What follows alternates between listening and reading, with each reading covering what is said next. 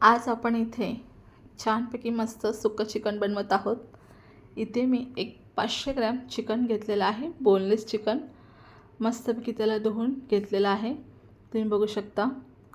आणि आता ह्याला आपल्याला मसाल्याने कोटिंग करायचं आहे। तुम्ही बघू शकता इथे मी मसाले टाकलेले आहेत। आलं लसूण पेस्ट, आपला मालवणी घरगुती मसाला 1 चमचा, धणेपूड, त्याच्यानंतर लाल मिरची पावडर आणि कोथिंबीर आणि अर्धा लिंबू मी मस्तपैकी पिळून घेत आहे। आणि या सगळ्याचं चिकनला छानपैकी कोटिंग करून घ्यायचं आहे। एक सुंदर कलर येतो चिकनला, तुम्ही बघू शकता। आणि हे मॅरिनेट व्यवस्थित सगळं करून ठेवायचं आहे चिकन, एक कमीत कमी अर्धा तास। आणि तुमच्याकडे जर वेळ असेल तर तुम्ही त्याला जास्त वेळ 1 तास पण मस्तपैकी मॅरिनेट करून ठेवू शकता। त्याच्यानंतर आपल्याला इथे एक छोटंसं वाटण करून घ्यायचं आहे। खोबरं, आलं, लसूण, मिरची आणि कोथिंबीर। खोबरं तुम्ही तुमच्या आवडीप्रमाणे कमी जास्त अर्धी वाटी किंवा त्याहूनही कमी घेतलं तरी चालेल। आणि इथे आपल्याला मिक्सरमध्ये त्याचं छानपैकी वाटण करून घ्यायचं आहे, तुम्ही बघू शकता। वाटण झालेलं आहे आणि आता आपल्याला फोडणीची तयारी करायची आहे। फोडणीसाठी तेजपत्ता आणि दालचिनीचे 2 छोटे तुकडे मी घेतलेले आहेत आणि 2 मोठे कांदे आणि 1 मोठा टोमॅटो किंवा मीडियम असेल, मध्यम असेल तर तुम्ही 2 टोमॅटो घेऊ शकता। आणि छोटीशी वरून एक कोथिंबीरसुद्धा शिवरू शकता फोडणी करताना। मला पर्सनली आवडते म्हणून मी टाकते वरून कोथिंबीर। आणि इथे आपण छानपैकी तेलामध्ये कांदा, तेजपत्ता आणि दालचिनी परतून घ्यायचा आहे। आणि कांदा हळूहळू लालसर होत आला की मग आपल्याला त्याच्यामध्ये टोमॅटो टाकायचे आहे। आणि आता इथे कांदा टोमॅटो छान परतून घ्यायचा आहे। तुम्हाला जर माझ्या रेसिपी आवडत असतील अशा झटपट सोप्या पद्धतीने तर माझ्या व्हिडिओला नक्की कमेंट करा आणि मला सांगा तुम्हाला अशाच छान छान व्हिडिओ पाहायला आवडत असतील तर।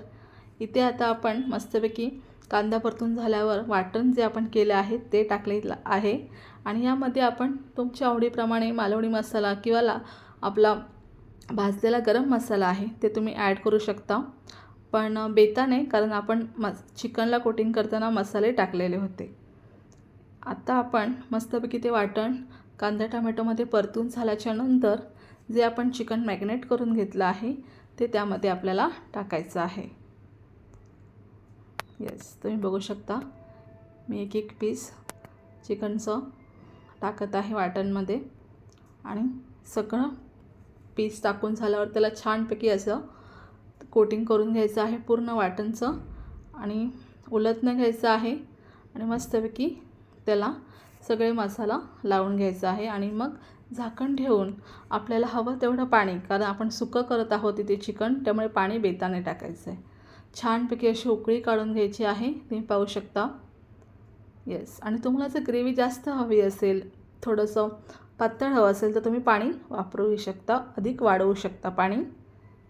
आणि मध्ये मध्ये झाकण काढून आपल्याला चेक करायचं आहे की चिकन खाली झोंबायला नाही पाहिजे, पाणी बरोबर आहे की नाही, चिकन कसं शिजतं आहे ते चेक करून घ्यायचं आहे, कितपत शिजलं आहे।